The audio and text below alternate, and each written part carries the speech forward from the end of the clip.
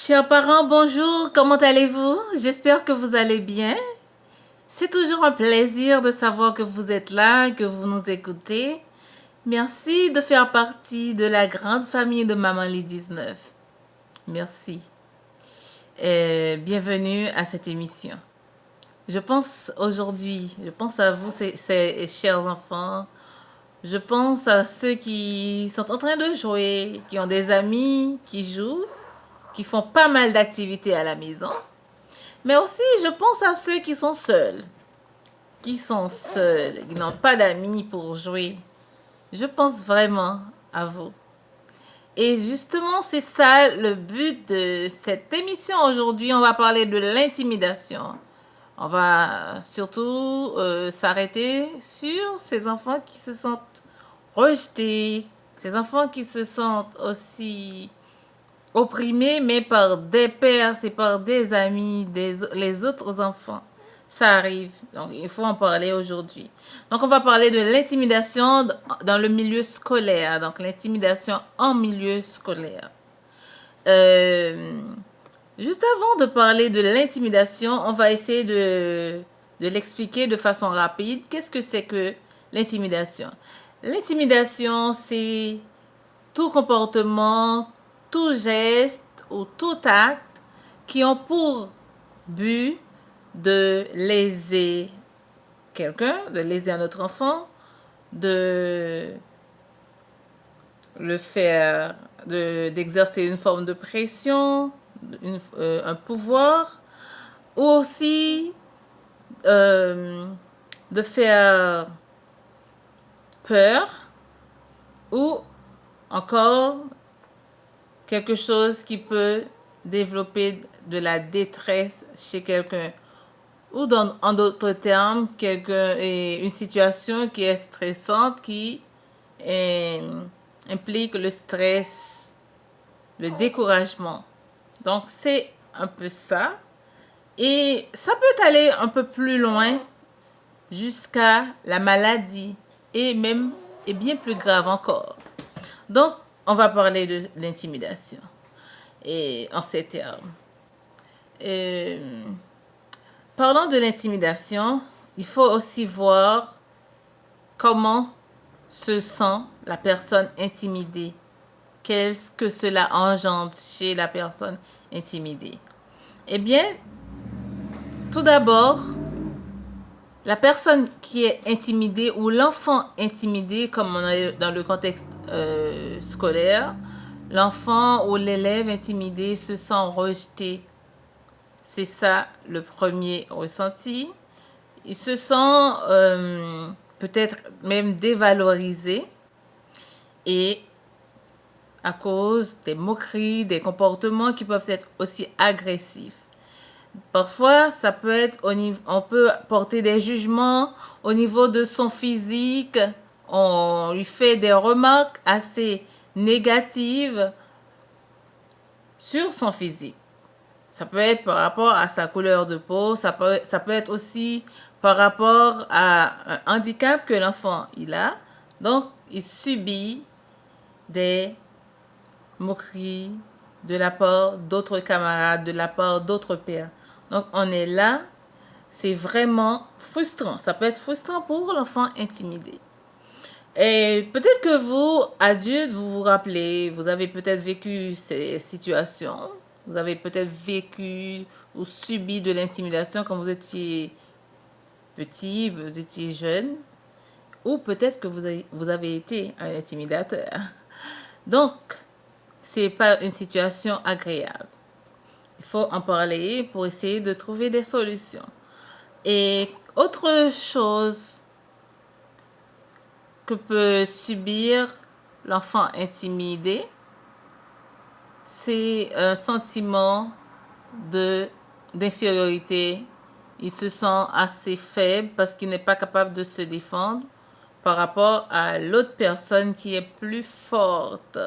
En général, l'élève qui intimide, c'est quelqu'un qui est plus fort physiquement ou psychologiquement. Donc, la personne victime est assez en position de faiblesse. Donc, c'est un peu ça comme situation pour l'intimider. Et comment se positionne la personne, l'enfant intimidateur, c'est-à-dire la personne qui exerce sa force ou encore qui exerce son pouvoir sur l'autre pour le faire peur. Et tout simplement, l'enfant intimidateur se sent fort, il se sent puissant. C'est pour ça qu'il se comporte de cette façon. Mais souvent, on va voir que ils sont en groupe. Il n'est jamais seul, assez souvent. Ils sont en groupe, donc il y a un enfant témoin. Et c'est cette situation qui arrive. Ça peut arriver dans la cour de l'école. Ça peut aussi arriver dans, en classe ou dans les toilettes ou n'importe où. Donc, c'est des comportements à surveiller. Et comme piste de solution, qu'est-ce qu'on peut demander à un enfant intimidé? Qu'est-ce qu'on peut lui demander de faire? Quelqu'un qui subit une forme d'injustice, on va dire ça. On peut tout simplement demander à cet enfant ou parler à votre enfant, de lui demander d'aller voir un adulte en tout premier lieu. Ça peut être son enseignante, ça peut être aussi un autre adulte de l'école. Mais il faut qu'il aille voir un adulte, une personne ressource. Ensuite, aidez votre enfant à avoir confiance en lui et à avoir une bonne opinion de lui-même. Pourquoi? Souvent, il y a des enfants qui vont essayer d'accepter de faire partie d'un groupe par peur de se sentir intimidés ou par peur de subir de la violence ou des moqueries de la part d'autres camarades. Donc, il faut essayer de faire ce travail avec votre enfant et de l'aider à apprécier ses efforts, bien entendu. Ensuite, aidez votre enfant à vaincre sa timidité. Un enfant qui est timide, il va avoir peur de faire partie d'un groupe et il va être seul. Et donc, ça ne rend pas toujours service à l'enfant qui est seul. Donc, il faut essayer de l'aider à vaincre sa timidité. Par exemple, aller voir d'autres camarades, essayer de ne pas avoir peur, de côtoyer d'autres élèves, d'autres amis. Donc, ça peut aussi aider à combattre l'intimidation. Et la dernière chose aussi que je propose, c'est d'apprendre à votre enfant à se considérer de façon positive, à se voir de façon positive. Par exemple, ne pas s'auto euh, ouais, ne pas s'auto-dévaluer, c'est-à-dire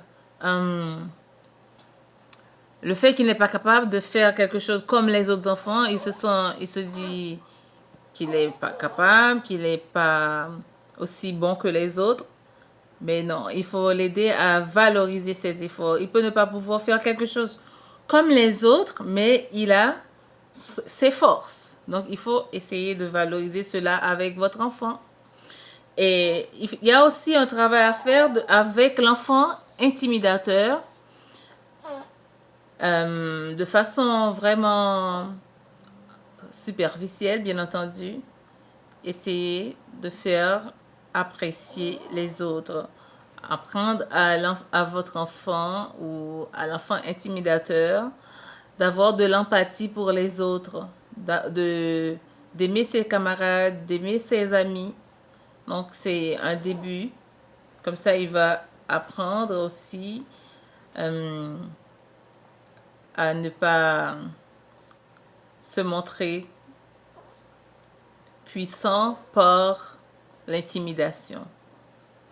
Donc voilà, c'est un peu ça. Et également, il faut souligner que ça peut arriver que l'enfant intimidé, à force de subir de la part des autres, des pressions, peut devenir un enfant intimidateur. Donc, c'est des choses qui arrivent. Donc, voilà, c'est de ça que je voulais vous parler aujourd'hui. C'est des choses qui arrivent et il faut en être conscient pour essayer de trouver des solutions et pour essayer d'aider nos enfants à grandir, à bien s'épanouir, tout simplement. Voilà, je vous remercie. Merci encore euh, de toujours participer à cette émission. Merci aussi de, de faire confiance à votre enfant.